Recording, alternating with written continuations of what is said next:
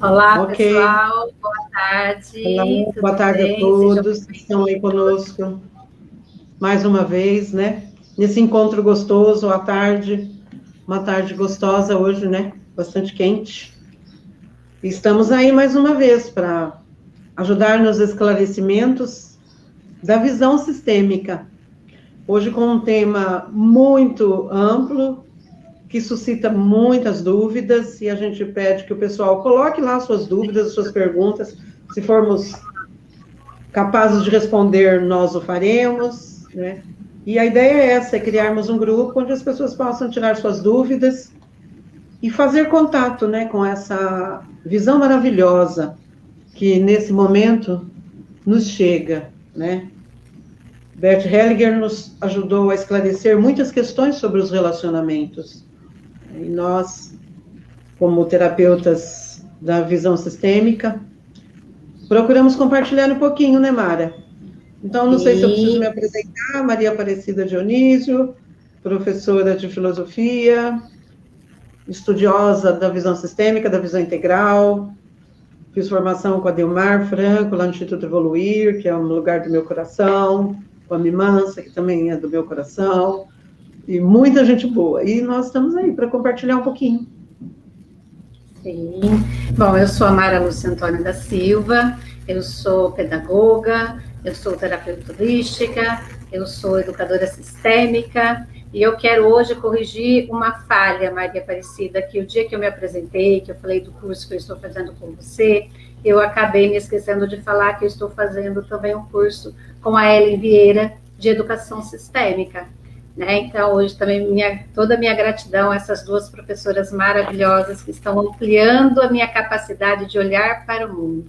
Né? Estou aprendendo a olhar para o mundo com muito mais amor através de vocês duas. Então, minha gratidão às duas. E vamos colocar que aqui em Peruíbe nós temos o curso online, está acontecendo o curso online de constelação, e para o próximo ano a gente está apresentando também. Na quinta-feira nós vamos ter um congresso de direito sistêmico, e eu e mais alguns colegas, e a gente convida, vamos colocar lá no Instagram, já estamos fazendo essa chamada já há alguns dias, né?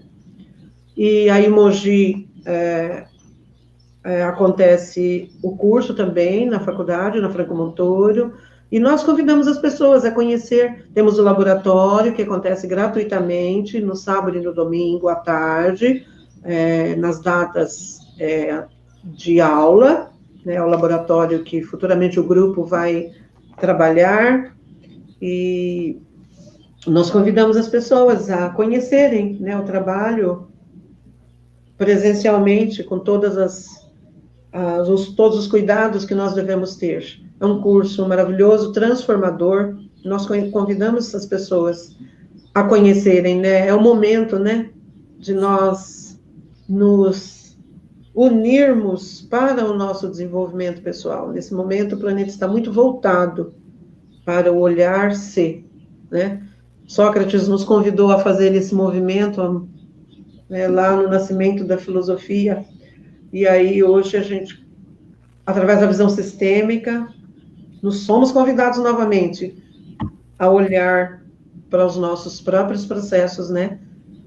Para o outro, através das leis dos relacionamentos. Então, e como você até já deu uma pincelada, o momento pede muito isso, né, Maria Aparecida? Para todos, assim, para qualquer lugar que a gente olhe, a gente observa o quanto essa questão de nós olharmos para nós mesmos, de nós percebermos as nossas dificuldades, do quanto isso hoje é necessário. Né? O nosso mundo está do jeito que está, e não é Mogi Guaçu, não é Peruíbe, não é o Brasil, não, né? É o mundo, porque nós precisamos olhar para as nossas dores com muito amor, com muito carinho, sanar essas dores para que a gente consiga atuar no mundo de uma forma mais inteira, né? É verdade, eu estava assistindo já faz tempo isso, mas estava assistindo um material da Oliveira, Angélica Oliveira, que trabalha maravilhosamente bem com a pedagogia sistêmica, e ela coloca que a adolescência está doente, né? No mundo, o adolescente está doente, o nosso adolescente está doente. E aí você pensa numa sociedade, no futuro, né? Porque eles são, nossas crianças, os nossos adolescentes são o futuro, né? E o que está reservado para esse futuro, então? Né? Se nesse momento, esse movimento de nos olharmos, né? Os pais se olharem, nós nos olharmos, né? Através da educação sistêmica, através da pedagogia sistêmica, nós olhamos para o nosso aluno, a escola olha para esse aspecto da educação. Se nós não fizermos, o direito sistêmico olha para esse aspecto, para a questão da justiça, né? A aplicação da justiça através do direito. Se nós não tivermos esse olhar amplo, nós vamos continuar a caminhar a passos de tartaruga. Nós temos feito esse movimento já, caminhando a passos de tartaruga. Então, nós precisamos dar um passinho assim, um pouquinho mais rápido, né? E aí a gente tem as questões que acabam acontecendo como um vírus, né? E aí modifica toda a nossa vida diária, modifica toda a visão que nós temos da vida, de como ela deve acontecer, para que nós possamos, então, olhar com um outro olhar. E agora o movimento é para dentro. E a visão sistêmica nos convida a isso. Olhar para dentro. Olhe para si mesmo. É o movimento mais difícil que o ser humano faz. É um movimento, assim, exatamente por isso que nós olhamos muito pouco, né? É mais fácil você olhar para o outro, você culpar o outro, você culpar o governo, culpar a instituição, culpar o pai, culpar a mãe, do que você olhar para você e dizer, não, espera aí, aqui tem o meu dedo também, né? Eu não fui, eu não fiz, eu não ousei o suficiente, eu não batalhei, é mais difícil. Então é mais fácil você ficar na comodidade do foi o outro, né? É mais fácil essa comodidade. E, assim, uma coisa que eu gosto muito de frisar, em toda oportunidade que eu tenho, Maria Aparecida, é que essa postura sistêmica, né, essa questão sistêmica é uma postura interna, né? Porque, às vezes, você vai falar de educação sistêmica, que, né, no meu caso, que é dentro da escola, e as pessoas acham que vai ter que mudar a forma de olhar para o conteúdo, que vai ter que mudar a sua forma de trabalhar, e que vai ter que aliás, a gente até tem que mudar tudo, mas é mudar o jeito que eu olho para as coisas, vamos mudar o jeito que eu olho para as pessoas, para as situações, né? Compreendendo que aquele meu aluno, o meu colega, os pais, eles nunca chegam na escola sozinhos, né? Junto com eles vem todo o seu sistema familiar e todo o seu histórico. E quando a gente compreende isso, como as coisas mudam, né? Elas ficam mais leves, porque a gente passa a perceber que as pessoas, a grande maioria das vezes, para não dizer todas as vezes, elas não fazem de propósito, elas não fazem para nos prejudicar ou para, né, para nos magoar. Mas existe toda uma história, né, junto com ela, que muitas vezes a impele para ter aquele comportamento.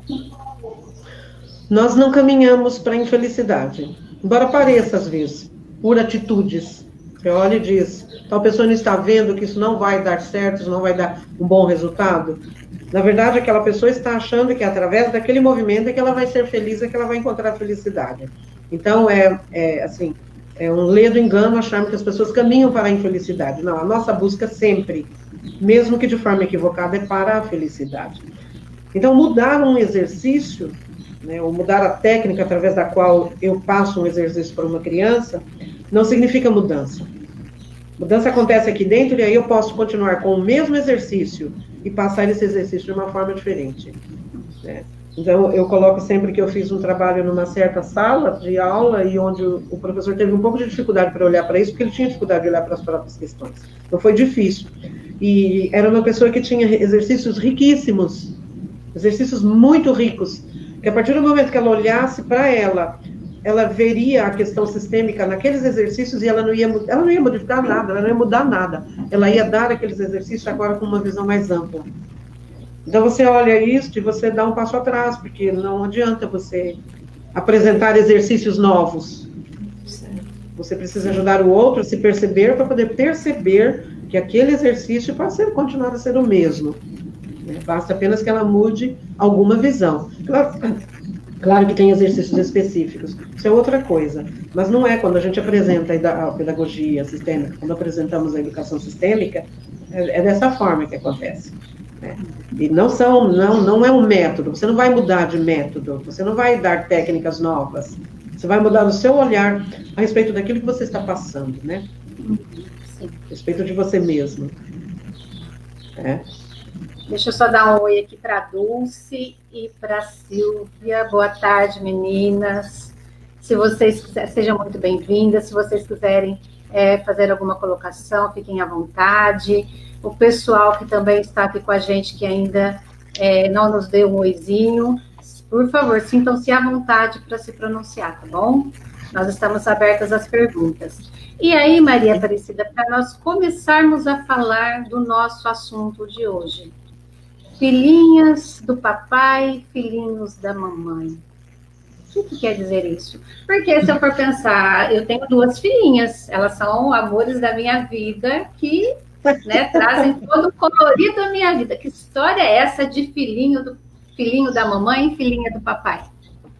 Interessante que essa fala existiu, né, durante um tempo, né? Sim. As pessoas falam, é filhinho do papai, é filhinho da mamãe, esse é o filhinho da mamãe. E é interessante que existe uma fala, existe um campo atrás disso, né? Talvez não tenha sido dito com a colocação, talvez não tenha sido exata no sentido do que ela significa, mas que tem alguma coisa a ver, tem, né? E aí a gente precisa começar isso falando de como é, né, o desenvolvimento da criança com a mãe, logo cedo, né? Logo no momento do nascimento, logo nos primeiros momentos de vida da criança, né? Aquela relação de amor intenso, que é a criança com a mãe, né? Inegavelmente, o primeiro amor na vida de uma criança, agora não se trata de se menino ou menina, inegavelmente o primeiro amor dela é a mãe, né? É aquela que provê as suas necessidades todas, né? O banhinho quentinho, a caminha, o colo, a batida do coração, que é muito importante, a gente sabe que a criança reconhece a batida do coração, né? O carinho todo, o olhar, como a criança vai se desenvolvendo. Nesse primeiro momento, o primeiro amor da criança é a mãe. Então, durante um tempo, a criança fica nessa esfera, porque é preciso, é necessário, é uma questão de sobrevivência, né? Então, ela tem que estar nesse braço, nesse abraço, para que ela sobreviva. E vai indo. E nesse momento nesse primeiro momento o pai não tem muito acesso. A mãe acaba que não permite muito, né? Mas vai chegar a hora. Daqui a pouco a criança começa a crescer um pouquinho. A gente não estabelece idade, mas vamos dizer a partir de 9 anos, 7, 8, 9 anos. O pai começa a interferir, porque agora a criança já precisa menos, né? Então, se ela chora, ele é capaz de prover, né, a necessidade dela. Quando antes, se precisasse trocar, se precisasse dar de mamar, não tinha como ele ajudar, né? Ele ficava olhando e segurava para ela pegar, eu já vi essa cena, ela passava o bebê para o pai e ele ficava todo doido, sem saber nem como segurar, para ela pegar o mamar, para ela terminar de preparar, e novamente ele devolvia assim, que bom que ela vai pegar de novo, porque eu não sei nem como segurar. É bonita essa dinâmica, quando você vê o casal, né, interagir como um casal em função daquele ser que necessita daquele cuidado, daquele acolhimento. E aí, no primeiro momento, é a mãe. Daqui a pouco, então, crescer um pouquinho mais, 7, 8 anos, 9 anos, a mãe apresenta. A gente diz apresenta porque é assim, agora sim, agora ele já pode ir para o pai. Então, é como se a mãe liberasse o filho para o pai. Aí o filho vai para a esfera do pai. Estou falando da menina. Então, agora vamos especificar a menina. Aí a mãe apresenta o pai para a filha. E a filha, então, começa a tomar um pouco mais de contato com esse pai. Então, vamos falar de um pai tranquilo, um pai acolhedor, né? Vamos começar com essas questões, porque senão a gente vai se estendendo e aí começa a misturar os assuntos. Mas um pai bom, um pai acolhedor, um pai presente, ele acolhe essa filha, ele ama, ele dá carinho, ele conversa, ele brinca. E a filha, então, é como se a filha acaba se apaixonando. É a primeira figura masculina que a criança, que a menina tem conhecimento, que a menina tem contato. E aí ela se apaixona pelo pai. E esse processo é normal na vida do humano, na vida do ser humano. Isso não é uma coisa diferente, acontece na minha casa, não acontece na casa do outro. Todos os relacionamentos são feitos dessa forma. Então isso é uma coisa natural. A filha se apaixona, né? De uma forma genérica, no sentido da questão materna e paterna. E aí, ela fica um tempo com o pai. E continua no seu crescimento, no seu desenvolvimento. Só que ela tem assuntos daqui a pouco, 10, 11, 12, ela tem assuntos que ela precisa tratar com a mãe. Né? Ela precisa aprender a se vestir, ela precisa ver esse feminino. Ela quer combinar roupas, sapatos, ela quer se maquiar, ela quer se pentear, ela vem a questão da menstruação, ela precisa trocar ideias com a mãe. O pai, então, precisa liberar, devolver. A criança precisa fazer, a menina precisa fazer o movimento, então, de novo, para a mãe. Então, é uma ida e uma vinda natural, tranquila, quando ela acontece, de novo, repito, de forma natural. Aí ela volta para a esfera da mãe. Ela volta para a esfera da mãe, e aí ela continua o aprendizado. Agora, não mais na esfera do pai, na esfera da mãe. Agora ela vai aprender a ser mulher com a mãe. E quando ela não consegue fazer esse movimento de volta? Ela continua na esfera do pai. Ao continuar na esfera do pai, esse contato se perde. E aí, por N motivos. Às vezes até por ausência da mãe, no sentido de uma doença, morte, separação, N formas. Ela pode continuar e ficar presa na esfera do pai. Até por questões de onde, mesmo numa convivência conjugal, os dois ali juntos, mesmo os dois convivendo, a mãe nega qualidades do pai e começa a diminuir esse pai diante da filha. Mesmo nesse momento, a menina pode ficar na esfera do pai, dizendo: seu pai não faz isso, seu pai não faz aquilo, seu pai não age, seu pai deveria fazer isso, seu pai tinha que fazer que seu pai é aquilo, seu pai é aquilo outro. A menina acaba ficando nessa esfera e tem dificuldade para voltar, porque ela está vendo que alguma coisa ali está em desequilíbrio. E aí ela pode ela pode passar a ficar nessa esfera, né, do pai, e passa, então, a acolher o pai como modelo masculino.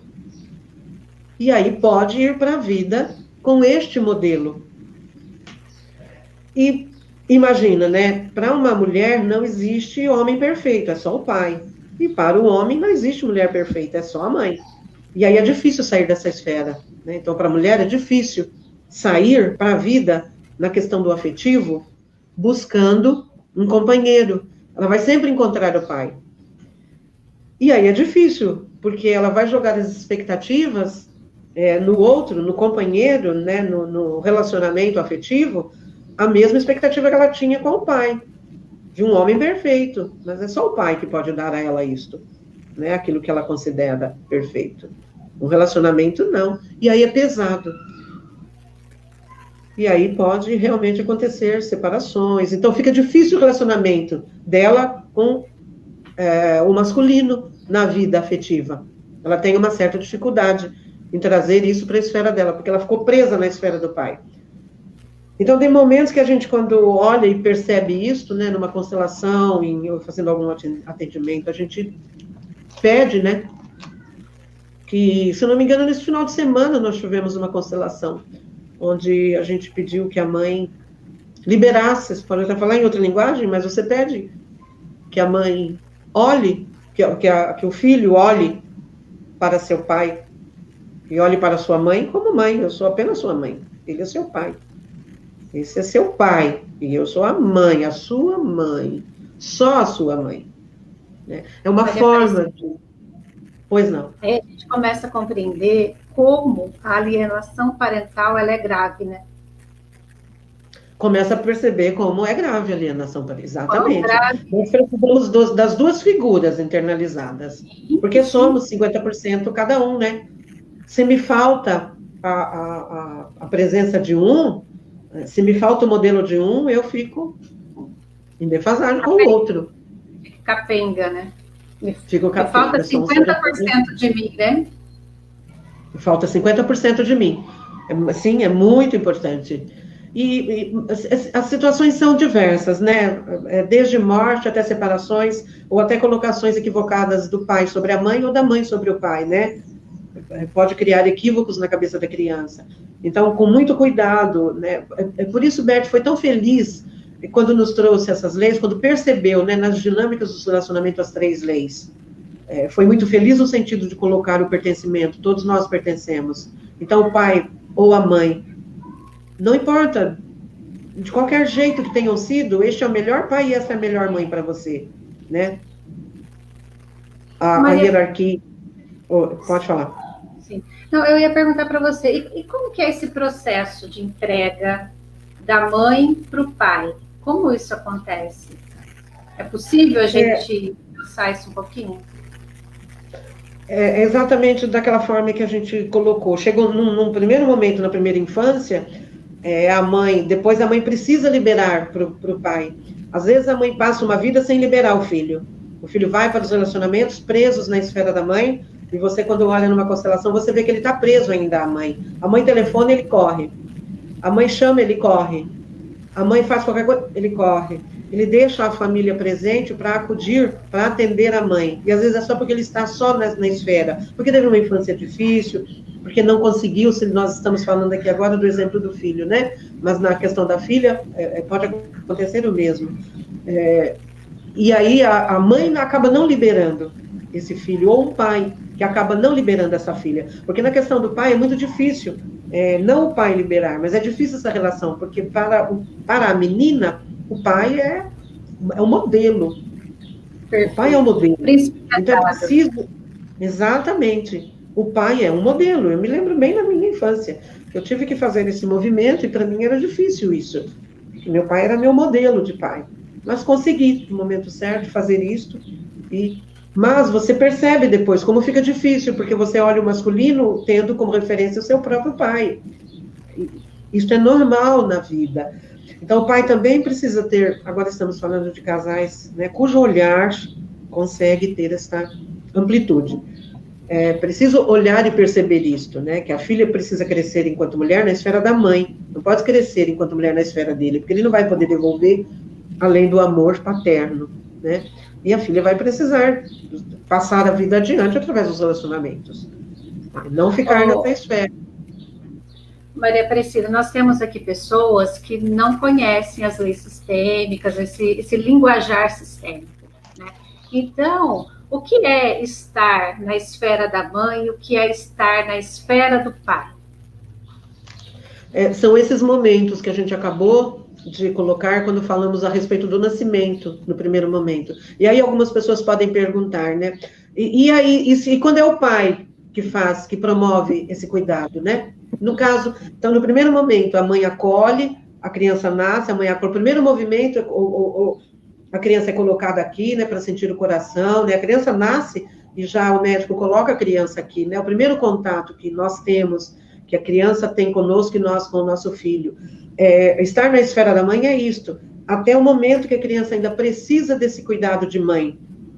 A partir do momento que essa necessidade, porque é só a mãe que sabe cuidar, e que isso vai diminuindo, a criança já deve ir para a esfera do pai, ou seja, a participação do pai já deve ser maior. E não a mãe larga ele. É importante essa dinâmica, ela é muito importante, a dinâmica disto para a criança, para que ela possa transitar na esfera do pai e na esfera da mãe de forma natural e fazendo os seus movimentos. Agora, quando você percebe que a criança... Então, por exemplo, a menina que, num certo momento, vai e não consegue voltar mais e passa a adolescência, vai crescendo e continua... Nós estamos usando essa palavra, mas vamos usar o termo, continua lá grudada no pai, alguma coisa já está acontecendo de ela não ter conseguido voltar para aprender a ser mulher, porque o pai não tem como ensiná-la a ser mulher. O batom, a sombra, o vestido, o sapato alto, é a mãe que vai ensinar. Como se comportar, como se relacionar com rapazes, é a mãe. O pai pode até falar de alguns perigos, mas é a mãe que vai fazer essas colocações. A mãe é que vai ensinar isto. A mãe vai ensinar como ser mulher. Né? Então, o pai pode até falar de alguns perigos. Eu me lembro que o meu pai falava de perigos, mas a minha mãe falava outras questões. Minha mãe falava de esmalte, minha mãe falava de coisas assim, né? Roupa. Isso é a mãe que ensina. Então, se a criança tem essa... Autocuidado, né? A mãe fala do autocuidado. E o pai Da mulher como, mesmo, né? De como a mulher é. O pai não tem como ensinar a menina a falar de coisas íntimas. É difícil para ele falar isso. É a mãe que vai falar isso, né? Essa é a esfera da mãe. Então, assim, brinquei com uma irmã minha esses dias e disse assim, libera esses meninos, eles estão direto, foi uma colocação, aqui não entra se estão nesse campo ou não, porque eu não fiz esse pensamento. Mas eu brinquei e falei, põe esses meninos para cozinhar na casa do pai. Eles tinham ido cozinhar na casa da mãe. É isto. Né? Vão cozinhar lá. Então, assim, fazer um churrasco lá com o pai, coisa porque são rapazes. Coisa masculina. Mas por quê? Não é porque é coisa de homem, aquela coisa de preconceito, aquela coisa machista. Não é isso. É para que fiquem na esfera do masculino. Para que entrem neste mundo masculino. Né? Para não ficar só na esfera da mãe. Porque senão fica sem perceber. Falamos bastante das filhinhas do papai. E os filhinhos da mamãe? Exatamente. Isso que a gente acabou de dizer, né? Quando o filho... A diferença é que o filho, ele sai da esfera da mãe e vai para a esfera do pai e daí para o mundo. Então, o caminho é esse, né? Mãe, pai, mundo. O pai apresenta o filho, a filha também, para o mundo. O pai orienta para o trabalho, é o pai que fala de trabalho, é o pai que fala da vida social, é o pai que coloca isso, né? Nós estamos falando hipoteticamente, tá? Não estamos entrando em questões onde existe a falta deste. Vamos, por enquanto, ficar nessa esfera, que senão começa a complicar muito. Para quem não ouviu, né, nada a respeito. O pai é que faz esse momento de transição, o pai é que apresenta para a sociedade. E o filho, então, é mãe, né? Pai e vida social, mundo. Se o filho vai ou não vai para a vida, não vai para a esfera desse pai, ele permanece na esfera da mãe. Então, digamos que lá num tempo, quando ele estava crescendo, quando ele estava já na hora de fazer essa mudança, né, 7, 8, 9, 10 anos, já estava na hora de olhar o pai, ajudar o pai a limpar o carro, sei lá, fazer coisas que é normal o pai convidar o filho, lavar quintal, coisas assim. A mãe começou a falar mal do pai. Porque o seu pai não dá conta, porque o seu pai é isto, porque o seu pai é aquilo, porque o seu pai é aquilo outro, e cresce diante desse pai. Quando ela julga, ela está dizendo, ela está assumindo, de acordo com a hierarquia, né, ela está se colocando maior que esse pai. Quando ela faz isso, ela permite que esse filho não tome esse pai e fique na esfera dela, como o filhinho. Isso é um dos exemplos, tá? Não é isto só. A dinâmica é muito complexa, mas isso pode acontecer. E aí ele permanece na esfera da mãe. E aí ele fica com a mãe. Então, nenhuma mulher será perfeita para ele. Todas as mulheres dizem, ai, mãe, não falei para a senhora que não ia dar certo esse casamento? Ó, só a senhora mesmo, mãe. Quando o filho fala, só a senhora mesmo, mãe, ele já está fazendo essa comparação, né? Essa é a esfera da mãe, que o filho acaba retomando, sai da esfera do pai, vai para a esfera da mãe, e ali ele fica. E ali ele permanece. E aí nenhuma mulher será suficientemente boa para ele. Ou então o contrário. Acontece também de ele não continuar na esfera da mãe, tem bastante relacionamento, se relaciona muito bem com as mulheres, namora bastante, mas não casa, não assume responsabilidades, não permanece na esfera de formar a própria vida, o próprio sistema, avançar, crescer, né? Criar a sua própria família, porque ele está preso na esfera da mãe. E aí os relacionamentos não dão certo. Então são relacionamentos fortuitos, são relacionamentos que começam e terminam rapidamente, pode até durar um pouco, mas não tem casamento, se tiver casamento tem separação, porque não, essa não é a melhor, ela não é boa, mãe, ela não é, poxa, falei para a senhora é a melhor mesmo, só minha mamãe. Essa é a esfera do filho. Essa questão aí do companheiro, né, companheiro ou companheira, nunca ser bom o suficiente, né? Então, e aí vai fazendo essa comparação com o pai ou com a mãe, e esse companheiro nunca vai chegar aos pés né? Exatamente. Daquilo que eu comparo, né? Às Então, vezes, quando começa esse movimento de comparar, a gente já pode acender a luzinha amarelinha ali, ó. Esse é o filhinho da mamãe ou a filhinha do papai, né? Por conta vamos olhar aí que tem algum nozinho aí. Às vezes da... eles até se casam e esse casamento dura bastante, mas da forma que você está colocando. Comparações e julgamentos e situações assim delicadas, e aí o casal não fica disponível um para o outro, né? Porque ele está na esfera da mãe, disponível para a mãe, e ela pode estar na esfera disponível para o pai, mas não está disponível para o marido, né? Ou então cobra muito dele aquilo que deveria ser cobrado do pai, ou não cobrado do pai, mas aquilo que deveria ser tomado do pai, ela cobra do marido. E aí pesa, né? Não há marido que aguente, porque ser pai é só para o pai. Só o pai pode ser pai. Só o pai pode ser pai. E lembrando aqui que tomar pai e mãe, né, Maria Aparecida, é aceitar o pai e a mãe exatamente do jeito que eles são, sem julgamentos. Eles são o que são e está tudo certo. Né? Lembrar que se tomar pai e mãe, a gente fala tomar pai e mãe, mas nós estamos falando de vida. Né? Nós estamos falando de alguma coisa acima disso, além disso. Receber a vida como ela chegou, né, Maria Aparecida? Receber a vida como ela veio. Sem julgamentos. Exatamente. Fazer esse movimento interno, né? Fazer o nosso movimento para esse pai, para essa mãe, fazer o nosso movimento naturalmente. E você sabe que às vezes a gente vê muito adolescente, tem muitos casos que você olha e é difícil, às vezes não adolescente, mas jovens ainda, eu estou dizendo, você vê e não se percebe apenas que os relacionamentos, puxa, aquele cara não é tão bom, aquele outro não é tão bom, ou então, eu prefiro ficar sozinha, mas não percebe esse aprisionamento, porque é um aprisionamento difícil de você perceber. Então, é importante darmos uma olhada, né, um olhar bastante acurado sobre essas questões, porque elas não permitem que sua vida flua da forma natural para o amor. Vamos pensar o seguinte, então eu estou lá, eu sou a Mara, não tenho conhecimento nenhum de educação sistêmica, estou começando a ouvir falar sobre isso agora, e eu percebo que o meu companheiro é filhinho da mamãe.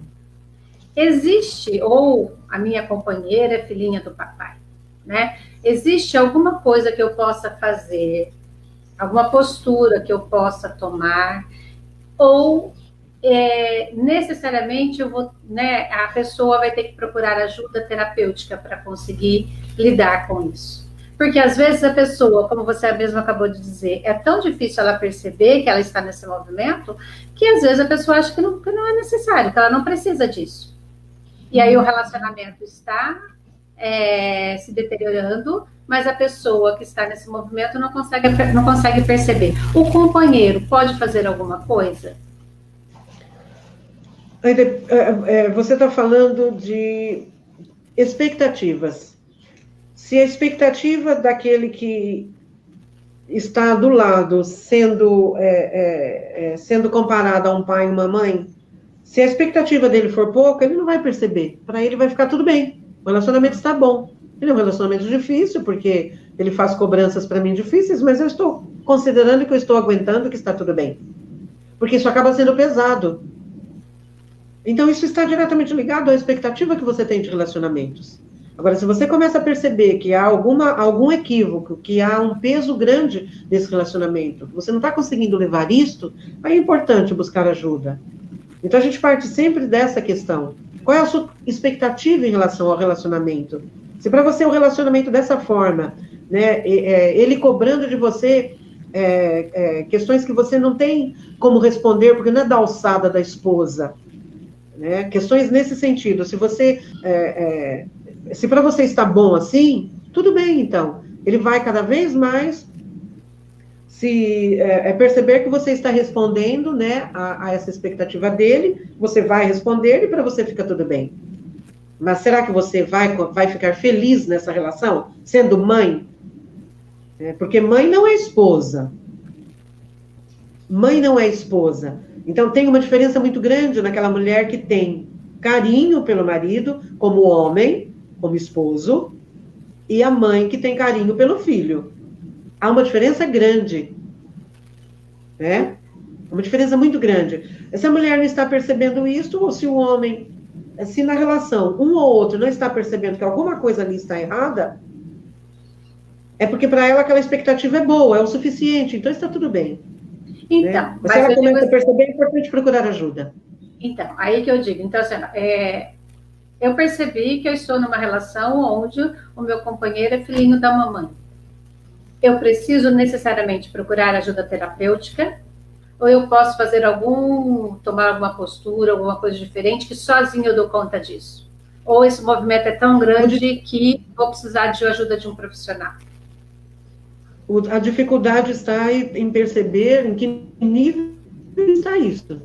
Né? Tudo depende de como isso está. É claro que você conseguiria. Né? Nós somos médicos de nós mesmos. Né? Então, nós temos em nós as ferramentas para a cura. E há casos e casos. E há casos que sim. Que você, percebendo essa dinâmica, percebendo que ele está trocando você, que está te fazendo pedidos, ou está colocando você num lugar que não é o seu, e você respondendo à altura, sim, você começa a colocar as coisas no lugar. Só que a defasagem dele vai continuar. Ele vai continuar buscando isso. Né? Então, ele vai precisar, se você conseguir se posicionar, sim, você pode ajudar bastante. Mas tudo vai depender de como vocês vão conseguir encarar isso. Você, como aquela que está percebendo que ele está colocando você num outro patamar, então, se você é capaz de olhar isso e se posicionar corretamente, então, como esposa, né? Uma brincadeira. Ah, vem cá, bebê, eu não sou bebê. Não se trata homem ou uma mulher como um bebê. Porque quando você começa, aí você entra em outros caminhos, né? A neurolinguística entende o bebê como bebê. Então, não vamos nem entrar nessa questão, foi só um exemplo, assim, rápido. Né? Mas, se você percebe que há uma dinâmica ali, que não é exatamente aquilo que você gostaria que fosse, e você é capaz de olhar para isso e se posicionar, e percebe que, então, mudou a dinâmica, ok. Se não, o importante é você procurar ajuda, sim. Porque a terapia nada mais é do que eu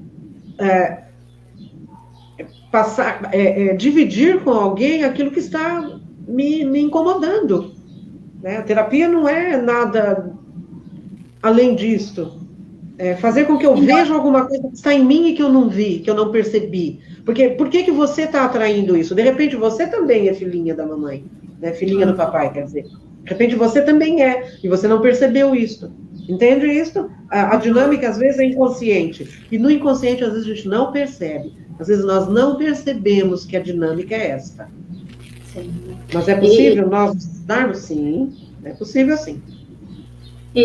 Quando a gente procura um profissional, a gente precisa, assim, pensar que esse profissional está preparado para me ouvir, perceber aquilo que eu não percebo, e me munir de estratégias e ferramentas para que eu vá lidando devagarinho com aquelas dificuldades. Né? Exatamente. Porque há situações que, à primeira vista, para mim pode parecer muito simples, mas que quando eu começo a olhar de verdade para essas dificuldades, eu começo a perceber que ela é grande e que eu preciso ir dando um passinho de cada vez. E aí entra o profissional. Né? Vai dosando, vai dosando essa caminhada, vai dosando as estratégias, vai me munindo de recursos para que eu consiga lidar com tudo aquilo. Né? Munindo você de recursos, exatamente. Porque não basta, quando nós falamos de constelação, as pessoas às vezes procuram constelação achando que a constelação é o milagre e ela vai promover a mudança. A constelação limpa um aspecto energético, a constelação limpa um campo, ela nos mostra caminhos. E aí, através dos hábitos que eu adquiri, dos vícios, de crenças limitantes, aí eu tenho força para trabalhar em cima dessas questões. Porque essas são as questões da vida diária. Aí sim, aí eu posso visualizar um caminho e trabalhar com isso. Exatamente esses recursos que você está falando, que eu passo a adquirir. Esses recursos estão aqui dentro. Então, se eu quero, eu preciso apenas saber onde estão esses recursos e como utilizar naquela questão. Porque não basta um movimento para o filho ou a filha sair dessas esferas, porque é difícil. Imagina que é uma vida, né? É um tempo grande, às vezes, que o filho permanece A menos que seja rápido, você perceba rapidamente, então você vai, cuida e faz. Mas e quando passa tempos? Né? Tenho casais, eu tenho um casal aqui que, né, já são casados há bastante tempo. E agora, essa dinâmica foi percebida. E aí, como é que você vai fazer para fazer esse desligamento? Né? Isso não é fácil. Por isso é uma visão, por isso a visão sistêmica é uma visão. Então, eu tenho que olhar isso como um todo. Né? Não tem como você ir lá e cortar. Não é um cordão umbilical que você corta. Você até pode cortar, mas vai permanecer o campo energético, né? Aquela esfera vai permanecer. A gente Exatamente. Corta, a constelação, ela vai lá, ela corta vamos dizer assim, ali aquelas ligações energéticas, porém depois a gente tem que ir lá e tem que ir curando, que são exatamente. Porque senão você liga de novo. Isso. Exatamente. Você liga de novo, exatamente. Senão você mesma, né, faz com que a situação, a constelação reverbera, mas é preciso que você ajude. É preciso que você queira realmente essa cura. Por isso a gente diz, vamos olhar. Ou seja, eu agora estou pronto para ver que até então eu fui filhinha do papai. Agora eu quero assumir os meus relacionamentos. Quero sair dessa esfera e quero eu me relacionar com as pessoas enquanto pessoa, né? Eu, desligada. Meu pai é meu pai, a pessoa que, né, que me responsável pela minha vida. E é isso. E minha mãe e meu pai. E é isso. Agora eu quero ir para os meus relacionamentos. Então é importante que ela queira isso. E eu tenho um exemplo legal, porque eu fiz um atendimento, fiz uma colocação e marquei a constelação, porque o que estava acontecendo era isso. Nunca mais ela apareceu. Ela fala comigo sempre. Ela não tem tempo. Nossa, que coisa! Eu tinha tanto tempo, agora eu não tenho tempo. Você percebe que é o inconsciente boicotando. Não está preparada para olhar, né? Ainda não está pronta. No momento certo ela vem, mas ainda não está pronta. Então, e isso, como é que acontece isso, né? Eu digo sempre, cuide de você mesma com muito carinho. Olhe para as suas questões com muito carinho. Vá devagar com você mesma. Dê um passo de cada vez, aquilo que você falou. Vamos dar um passo de cada vez. Não queiramos cuidar de uma vida num movimento de constelação. Resolver uma questão num único movimento. É um processo. Nós vivemos num processo. Nós somos um processo. Nós estamos sempre a caminho de ser. Nós não somos seres completos. No momento exato que eu me completar, não vou ter mais nada para fazer. Eu já não estarei mais nem nesse planeta, né? Já não estaria aqui. Então, nós estamos a caminho de ser. Então, vamos honrar isso, nos cuidando com amor. Acho que fica a dica hoje, assim, desse olhar com amor para nós, para os nossos processos, né? Os nossos movimentos. Nós vimos no domingo um trabalho tão maravilhoso, né? Que foi com a Maria Luísa. E, assim, o meu beijinho carinhoso para Maria Luísa. O querer dela é isto, e ela vai no tempo dela. A gente percebe que ela vai ser alguém que vai fazer as coisas a seu tempo. Não precisa correr, vamos devagar. Devagar eu vou conseguir. E é isso. Vamos no nosso tempo, mas vamos, não vamos deixar de ir. Não vamos deixar de fazer esse carinho para nós, que é o nosso trabalho. Né? As filhinhas da mamãe e os filhinhos do papai. Olhar-se. Eu tenho uma amiga muito querida, a Juraci, que ela diz que a evolução, ela não dá saltos. Isso. Ela dá um passinho de cada vez, né? Isso. E se a gente tenta dar saltos, a gente vai tropeçar, a gente vai cair. Exatamente. E então, nessa questão... Um passinho de cada vez, um passinho de cada vez. Quando a gente quiser ver, a gente está longe e nem percebe. Isso. E quando a gente perceber, a gente já está longe. E uma coisa que é acreditar em si mesmo. Eu hoje não sou a mesma pessoa que eu fui ontem. Então, se eu disser assim, isso não é para mim, isso é muito difícil, eu já tentei e não consegui, essa fala não cabe aqui. Ela não cabe aqui porque, assim, você tentou ontem, tenta hoje de novo. Eu digo sempre assim, eu digo sempre isto. Você tentou meia hora atrás, faça de novo agora.